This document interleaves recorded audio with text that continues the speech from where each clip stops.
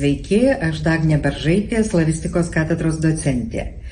Šiandien noriu Jums pristatyti mūsų magistrantūros programą, rusistikos programą, kuri susideda iš 3 dalių – rusų literatūra, lingvistika ir kultūra. Kodėl Vilniaus universitete reikalinga tokia programa, apie tai jau pasakojo mano kolegos. Ir kas dar nematė, siūlau pasižiūrėti jų interviu su slavistikos katedros vedėju docentu Pavelu Lavrinsu ir docentė Jelena Konickaja. Na, o apie mūsų programą, aš manau, labai detaliai nepasakosiu, norėčiau trumpai pakalbėti apie jos literatūrinę dalį, kadangi pati dėstau rusų literatūrą. Ir, na, tuo pačiu papasakoti arba pasamprotauti, kodėl mums Lietuvoje vis tik yra būtinos rusų literatūros, kaip ir rusų lingvistikos, rusų kultūros studijos. Na, pradėsiu turbūt nuo tokių pavyzdžių, kai prasidėjo visi šitie baisūs įvykiai, kai prasidėjo karas, kai Rusija pradėjo bombarduoti Ukrainą, visi mes žinome visame pasaulyje pradėta kalbėti apie, na, atsirado ta cancelingo politika, apie rusų kultūros, viso to, kas susijęs su Rusija atmetimą. Na, taip jau klostosi, kad ten, kur mes kažką atmetame, ko kažko nepriimame, ta vieta, jinai tuščia nelieka.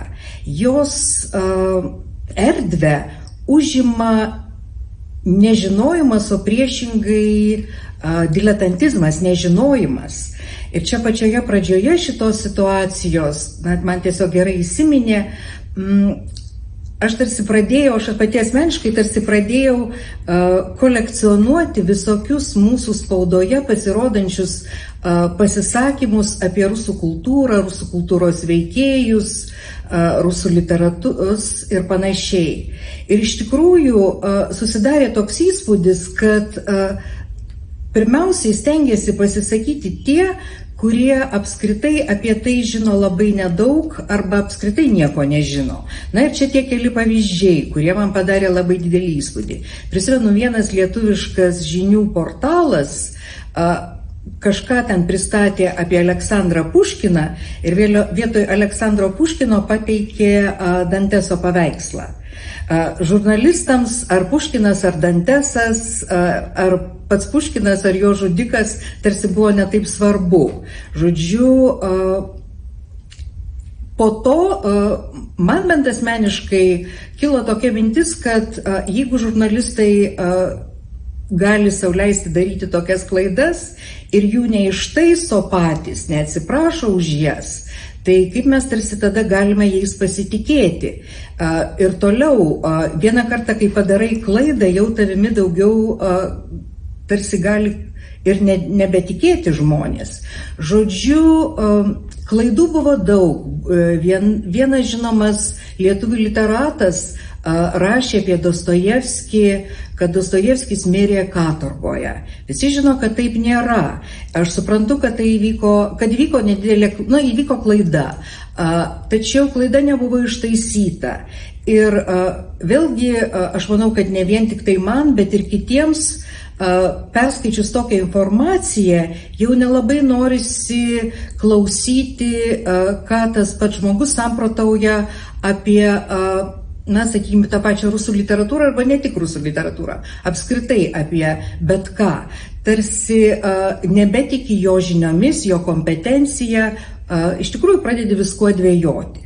Dar buvo tokių pavyzdžių tose socialinėse erdvėse, kai vienas žinomas Lietuvoje humanitaras, beje filologas, išsakė savo neigiamą nuomonę, pavyzdžiui, apie Dostojevskį ir pacitavo vieną jo manimų Dostojevskio personažą, paminėjo tą Dostojevskio kūrinį, aš tada pamenu, skaitau ir galvoju, bet juk tokio personažo Dostojevskio kūryboje nėra ir tokio kūrinio. Ir pagalvoju, kad, tas žmogus, kuris taip kalba, jis tą informaciją gali juk patikrinti. Šiais laikais labai lengva paieškoti informacijos. Nerašė Dostojevskis tokio teksto. Be to, neatskirti rašytojo pozicijos nuo jo neigiamo personažo pozicijos, net jeigu toks neigiamas personažas ir būtų buvęs, tai yra tiesiog klaidinga. Žodžiu, rusų literatūros studijos, kaip apskritai literatūros studijos, yra reikalingos vien tam, kad visada būtų specialistų gebančių atskirti, kas sako tiesą, kas supranta esmę, kas nesupranta, kas žino kažką apytikriai.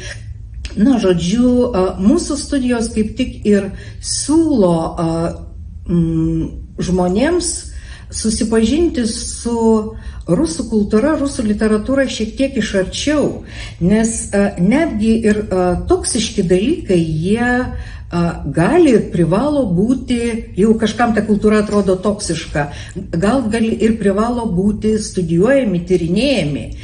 Kokia nors Stručio pozicija, mano manimu, yra ne tik tai klaidinga, net gal kvaila, bet ir pavojinga. Apskritai, kai kilo pandemija, visi mes prisimename ją, juk, sakykime, koks nors virusas buvo kaip tik tuo metu, labai tyrinėjamas. Žodžiu, ten, kur yra problema, tą problemą reikia nagrinėti, reikia aiškintis, reikia suprasti jos ištakas.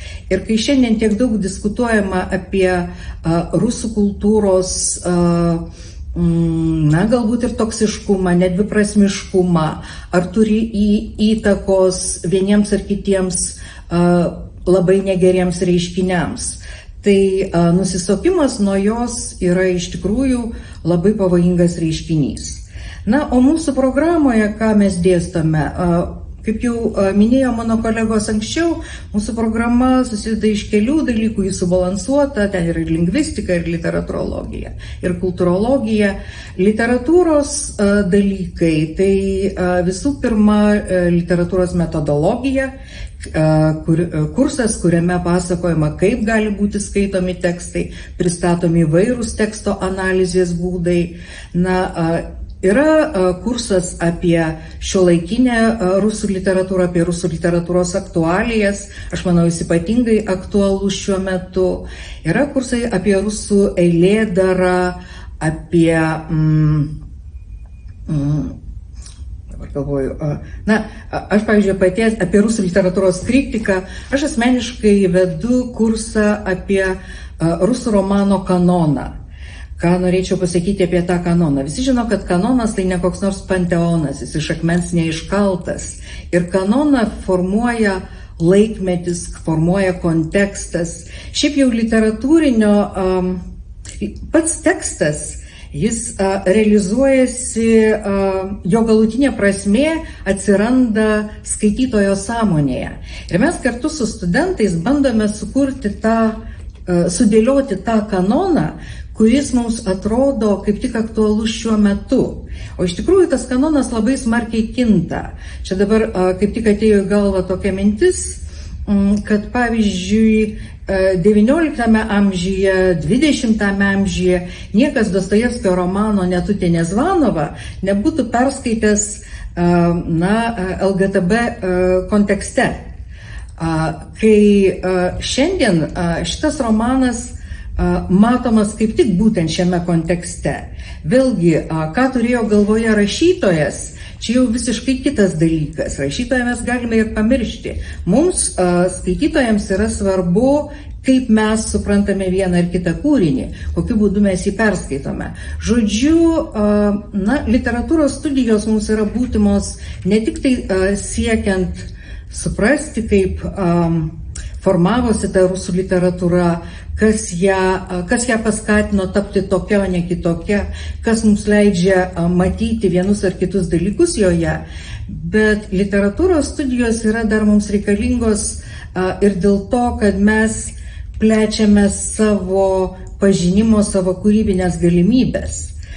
Rusų literatūra jau vienaip ar kitaip yra įrašyta į pasaulio literatūros kontekstą ir jos nežinojimas mums tarsi neleidžia susipažinti su tuo kontekstu. Aš puikiai suprantu, kad galbūt ne visi šiuo metu norėtų gilintis į tą literatūrą, bet visada bus tokių žmonių, kuriems tai bus įdomu, vien tik tai kaip vienas iš labai tokių svarbių pažinimo aspektų. Dabar dar ką galvoju, kas man atrodo galėtų būti svarbu. Galime mes, pavyzdžiui, neskaityti Dostojevskio. Turbūt pasaulis nesugrius, jau kažkas jo nebus perskaitęs. Galime jo neskaityti, galvodami apie tai, kad štai Dostojevskio Raskolnikovas nuėjo nužudė ten tą senę palūkininkę ir mes užsikrėsime tomis idėjomis ir galbūt pradėsime galvoti, kad tame nėra nieko blogo. Tai ką galėčiau pasakyti? Aš manau, kad literatūra, jinai niekada negali būti kenksminga. Priešingai, literatūra atveria įvairius akiračius ir tas, kuris perskaitęs Nusikaltimą ir bausmę, supras tą tekstą kaip kvietimą žudyti, tai tas greičiausiai tame tekste nieko nesuprato. Ir dar toks pavyzdys, štai toks pavyzdys ateina į galvą, tai pavyzdys iš Dostojevskio brolių Karamazovų. Smerdekovas, beje, vienas nemaloniausių Dostojevskio personažų. Smerdekovas prisiklausė protingų Ivano Karamazovo kalbų ir realizavo tam tikrą dalį Ivano Karamazovo idėjų. Bet tas, kuris realizuoja tas idėjas, kuris realizavo tas idėjas, konkrečiai Smerdekovas, jis apie visą tą kančią, kurią išgyveno Ivanas Karamazovas, mąstydamas apie tas pasaulio negerovės, apie neteisybę, tas, kuris realizavo vieną kažkurią tai Ivano Karamazovo mintį, jis iš tikrųjų to Ivano Karamazovo nesuprato. Ir, reikia turėti galvoje, kad apie daugelį dalykų, kurie vyksta šiandien, rusų literatūra yra jau mus perspėjusi. Ir šiandieninis kontekstas be žinojimo, kaip formavosi tam tikras mąstymo būdas, kodėl apie tai buvo rašoma, jis yra nesuprantamas. Pasikartosiu, norint išspręsti problemas, jas pirmiausia reikia pažinti, reikia susipažinti su jomis. Turbūt viskas, ką dabar norėčiau pasакити. Я Дагния Боржейтия, доцент кафедры славистики Вильнюсского университета. Я хочу представить нашу программу магистратуры «Русистика». Если вы слушали выступления моих коллег, доцента Лавринца, доцента Каницкой, то вы, наверное, знаете о том, что наша программа состоит из 3 частей. Студенты, которые обучаются на этой программе, изучают и литературу, и лингвистику, и русскую культуру. Сейчас мне пришла мысль в голову, что учиться вообще, наверное, самое лучшее, что может быть в жизни. Может быть, для кого-то это кажется парадоксальным, но я бы хотела сказать, напомнить многим, а может быть, кого-то попытаться убедить, что вообще получение образования – это одно из самых лучших дел в жизни человека. Совсем недавно наши выпускники, бакалавры, магистры, закончившие, кстати, тоже русистику, защищали свои дипломные работы. И таких счастливых лиц, а я их знала на протяжении всего периода обучения, я не видела. Они действительно почувствовали, мне кажется, самую настоящую радость, потому что они преодолели очень многое. Они изучали какую-то проблему, они собирали материал, они удачно защитились. Кстати, интересна еще такая вещь, что многие, закончившие именно магистерское обучение, ведь желают продолжать учиться, они не хотят покидать университет, они хотят дальше чем-то заниматься, найти какую-то свою область. У многих уже есть темы, а некоторые из них хотели бы поступать в докторантуру и так далее. Потому что процесс учебы, он затягивает. Я по себе, конечно, сужу, но пока ты учишься, пока ты над чем-то интенсивно работаешь, читаешь умных людей, возможно, слушаешь не всегда умных, тебе кто-то, может, из преподавателей не нравится, но ты все равно сможешь почитать умных людей, тебя направят, тебе скажут, что читать, как читать. Ты сможешь со своими коллегами обсуждать эти вопросы, отстаивать свою точку зрения. Так вот, потеряла мысль, так многое хотела сказать, потеряла мысль, но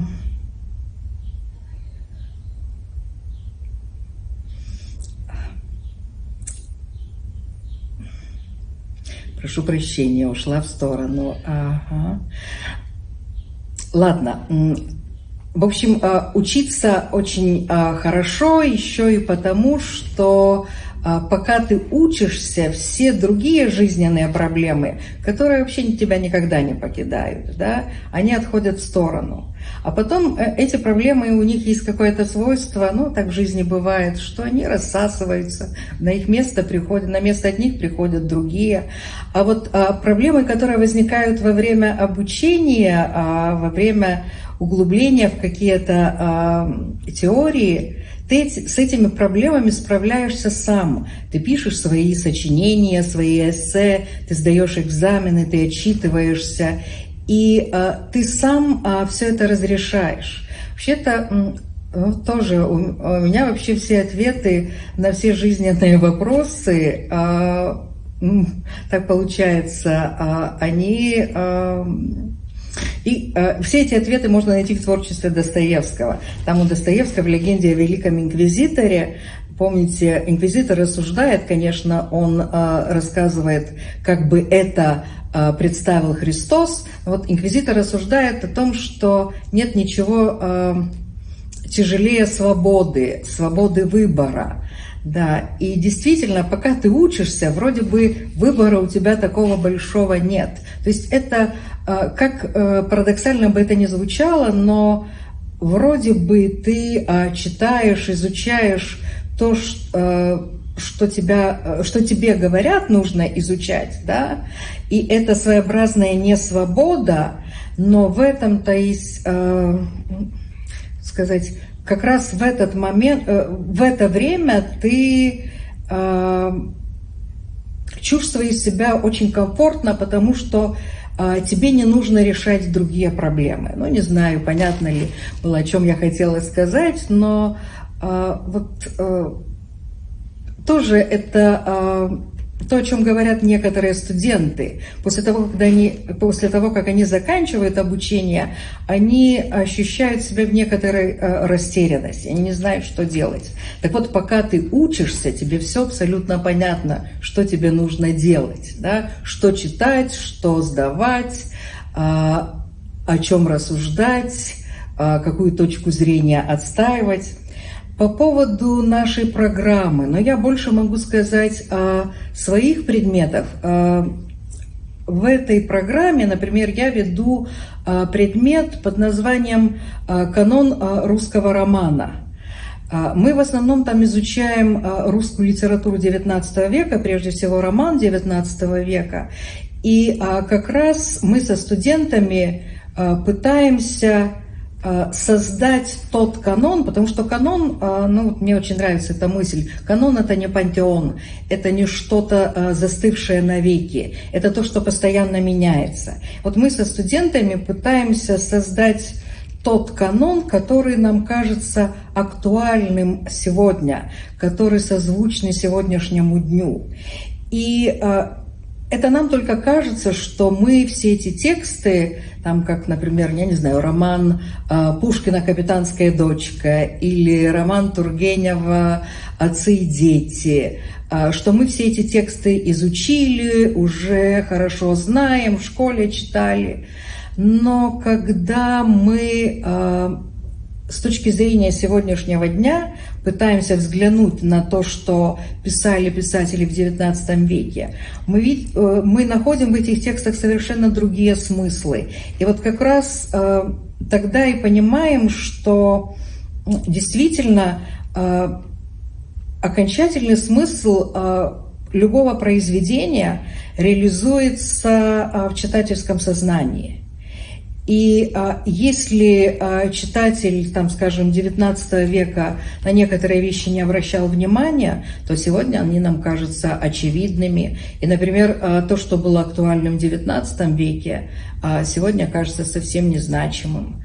Но изучение русской литературы, русского романа – это и изучение той же самой русской ментальности, это понимание того, как сложилась та или иная ситуация. Вообще, если ситуация нас не устраивает, то не нужно бояться попробовать понять, почему то или иное явление нас не устраивает. Если мы пытаемся что-то побороть, то нам нужно знать, как это явление, которое нам не нравится, возникло. Прятаться в песок, это засовывать голову в песок, это глупо и опасно. Нужно понимать, откуда, как все рождается. Тоже вот примеры из творчества Достоевского, они постоянно у меня в голове. Кто-то прочитал роман «Преступление и наказание» и решил, что и он имеет право идти убивать. Но разве писатель отвечает за это, если его читатель не понял его произведения? Да, при том, что Достоевский подобную ситуацию, конечно, более широко, но все же описал в другом своем романе. Вот, например, в «Братьях Карамазовых» есть такой отвратительный персонаж Смердяков. Вот Смердяков слушает умных речей Ивана Карамазова. Иван Карамазов страдает, он не может понять, почему мир такой несправедлив. Иван Карамазов, о котором говорят, мне очень нравится это его определение, который создал самую гениальную в мире атеистическую аргументацию, просто страдает из-за несовершенства мира. А вот его собеседник, хотя вряд ли Смердякова можно назвать собеседником Ивана Карамазова, просто слушает и до конца, конечно, он Ивана Карамазова не понимает, но он приспосабливает некоторые идеи Ивана Карамазова к своим желаниям, к своим потребностям. Да? Помним, что у Смердякова была единственная мечта – это иметь трактир в Москве. И вот он ради осуществления этой мечты идет на страшное преступление, но ему кажется, что умный человек ему дал возможность реализовать эту идею. То есть вообще текст, он только текст. В тексте мы находим то, что нужно для нас по каким-то причинам сейчас, нам нужно. Художники, они позволяют нам понять, как вообще работает человеческий мозг,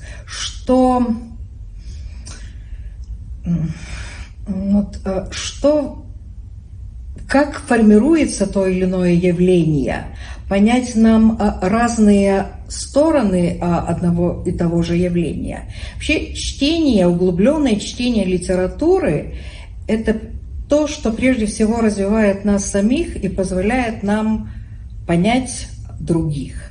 Вообще эта программа русистики, она, мне кажется, сейчас как раз очень актуальна. В Литве всегда будут нужны специалисты, знающие и понимающие, как функционирует, как функционировала, как возникала, как развивалась русская культура. Не понимая всего этого, мы никогда не сможем решить те проблемы, которые возникают сейчас, которые неизбежно будут. И вообще, закончить, наверное, хочу тем, что если есть какая-то проблема, то ее нужно изучать. Не отворачиваться, не игнорировать, не отменять, а наоборот смело вникать и попытаться понять, как это устроено и как нам с этим жить дальше.